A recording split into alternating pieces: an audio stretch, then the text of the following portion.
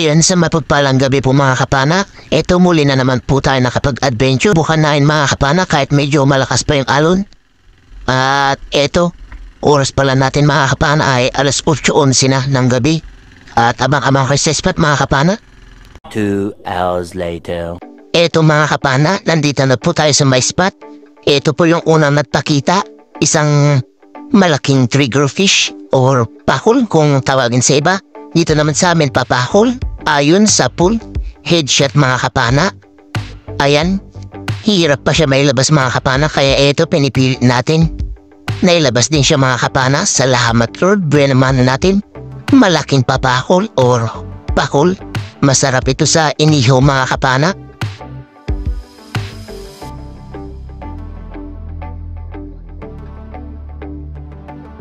Eto naman mga kapana, yung sumunod na nakita natin isang dalagang dagat. At eto, hintayin natin bumalagbag. Sa pulkang dalagang dagat ka, salamat Lord. Nakakuha na tayo ng sunod na pambenta. Isang sari-sari. Dalagang dagat ulit mga kapana. Ayun sa pool, salamat nakadagdag ulit tayo ng dalagang dagat o kabasi. Masarap ito sa paksiw mga kapana o kaya sa kilawin. Thank you Lord. Hanap ulit tayo mga kapana ng mapapana natin. Ito isang timbungan or goldfish. Sa pool kang goldfish ka, balaki naman kung tawagin yan sa amin mga kapana. At ayan naman yung masarap sa paksiw. At pwede rin naman sa kilawin o kaya sa prito. Salamat Lord, nakadagdag ulit tayo. Panibagong paghahanap ulit mga kapana. Dito ay isang malaking bamboo lobster ang ating nakita. At eto, malaki mga kapana. Jackpot tayo dito. Kaso hindi natin alam maghuli ng ganyan kalaki kaya panayin na lang natin yan mga kapana. Diyan sa mandang buntutan para nang sa ganon hindi may ilabas yung niya, taba niya. Ayan, hindi pa tumagos yung ating chef kaya ayan tinusok-tusok natin mga kapana para may tagos siya. Salamat nakuha natin mga kapana. Nakakita tayo ng malaking lobster kahit medyo malabo yung dagat dito mga kapana. Gawa ng malakas yung current sa ilalim ng dagat. Magalaw. Kaya ayan, malakas kasi yung alon mga kapana kaya medyo magalaw din sa ilalim ng dagat. Salamat at nakajakpat tayo ng bamboo lobster na malaki. Ito another dalagang bukid or kabasi yung nakita natin mga kapana. Sa pool kang kabasi ka. Ayan, medyo maganda yung patama natin. Spine shot kaya hindi na siya napaimik pa or nakagalaw. Salamat Lord.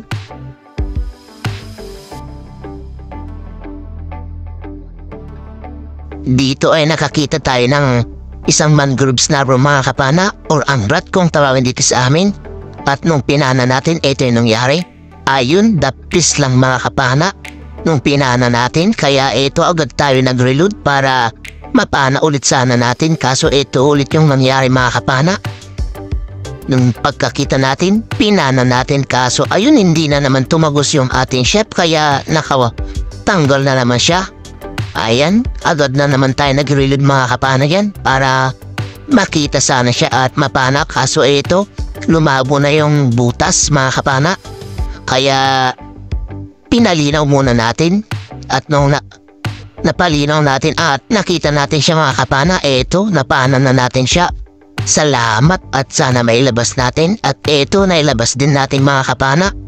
Salamat Lord, nakuha din natin itong mangrove snapper na ito. Naka 3 pa na rin tayo bago natin dito nakuha, mga 1 kiluhin na rin.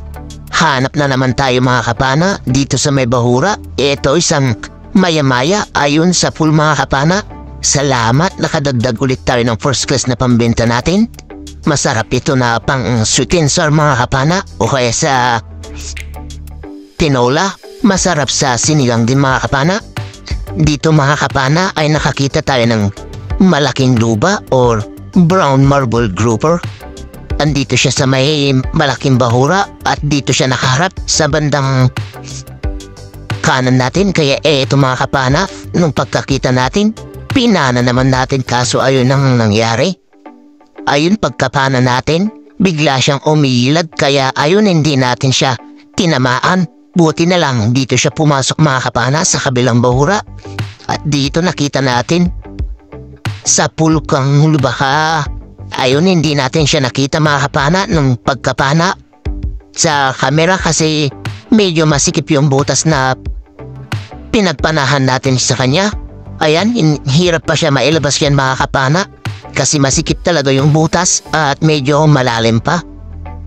Kaya ayan, tinanggal natin yung ship natin yan mga kapana para ipapana natin sa kasama ko kasi napagod ako kakahanap yan sa luba na yan. Ayan, napana ng kasama ko mga kapana at ayan mga kapana, nailabas din niya. Ayan na mga kapana, headshot na siya yan nung pinana ko kaya ayan, nagpatulong na lang ako mailabas sa kasama ko. Salamat Lord, nakuha namin yan. Mga nasa 7 kilos yan mga kapana, yung luba na yan. At malaki-laki jackpot mga kapana, salamat Lord. Nakakuha kami ng malaking luba. Pandadagdag sa pambebenta natin. First class yan mga kapana, nasa 250 per kilo ang ganitong isda sa amin. Salamat talaga Lord sa biyaya. Kahit pinahirapan tayo, nakuha natin. Hanap ulit tayo at eto mga kapana. Sa pulkang talagbago ka, salamat. First class ulit yan mga kapana at masarap sa tinola o sinigang pero masarap din kung makatinik kaya ingat-ingat sa paghawak yan mga kapana. Panibagong paghahanap mga kapana. Ito isang dalagang dagat. Sa pulka ngayon. Salamat, maganda yung patama natin, spine shot. Hindi na siya nakapalag pa. Salamat Lord, nakadagdag ulit tayo ng sari-sari na pambenta. Another dalagang bukid mga kapana ang ating nakita dito. Sa pulka na naman. Ayan, nakuha din natin mga kapana. Salamat. Nakadagdag ulit tayo ng pambentang sari-sari. 200 per kilo ang ganitong isda naman sa amin mga kapana. Salamat ulit Lord. Eto mga kapana, hanap ulit tayo.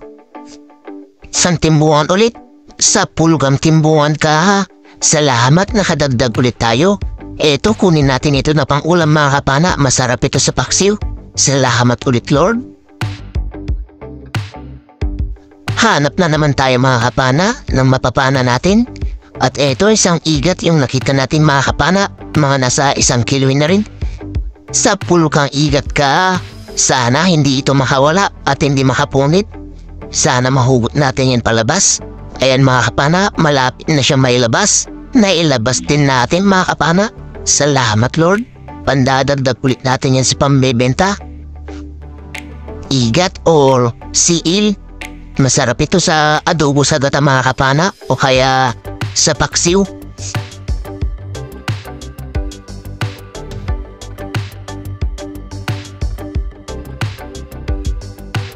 At dito mga kapana, isang dalagang dagat na naman ang ating nakita. Sa pulkang dalagang dagat ka, ayan headshot mga kapana, hindi na naman siya nakaimik or nakapalag pa. Pandadagdag ulit natin yan sa sari-saring pambenta natin. Hanap ulit tayo mga kapana. Ito isang suno or red lapo kung tawagin dito sa amin. Malaki na rin ito mga kapana. Mga nasa 750 grams na rin siguro. Ayun sa pool mga kapana. Headshot ulit. Hindi na naman siya nakapalag pa or nakaimik. Salamat Lord. First class ulit na pambenta natin ito. Kwartang linaw. Salamat ulit Lord. Napakasarap naman ito sa steam or sweet and sour mga kapana. Or kaya escabeche.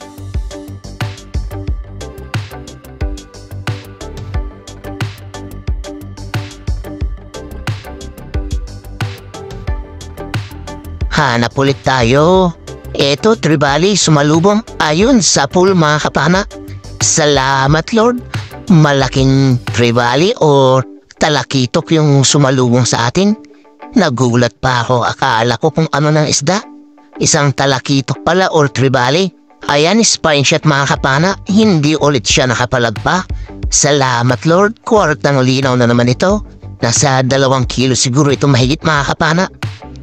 Kwartang linaw talaga at napakasarap naman dito sa tinola or sa sinigang.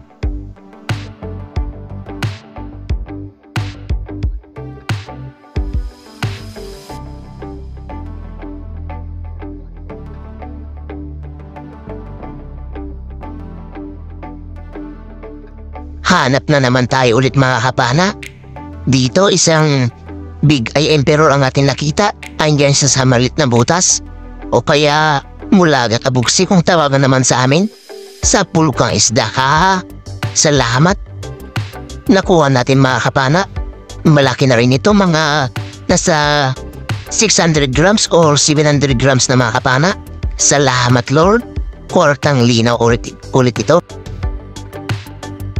Panibagong paghahanap ulit mga kapana. Ito isang lobster ulit mga kapana. At ito na rin yung huli na pana natin at umahon na tayo. Sa pulkang lobster ka.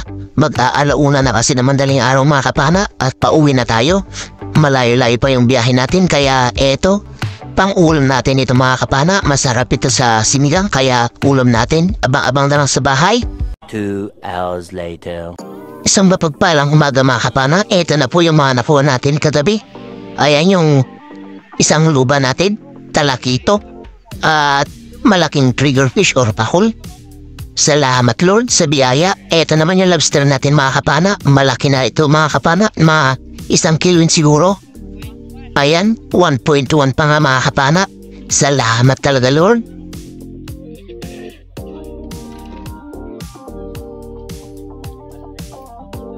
At ito naman yung mga ibang first class natin mga kapana. Ito yung talakito. Ikikilo na. Ilang kilo kaya ito yung inabot? Ayan, 2.5 mga kapana. Yung talakidok natin, malaki na rin. Ayan, hindi nagdag yung sa maharal na hindi natin nakuha na ng video. Yung maya-maya naman. Ayan, tsaka isang mangrove snapper. Ilang kilo kaya yung inabot? Ayan, 4.1 yung ibang first class natin. At ito naman yung luba natin mga kapana. Ayan, sakto 7 kilos mga kapana. Yung luba natin, napakalaki talaga mga kapana. Mamaw.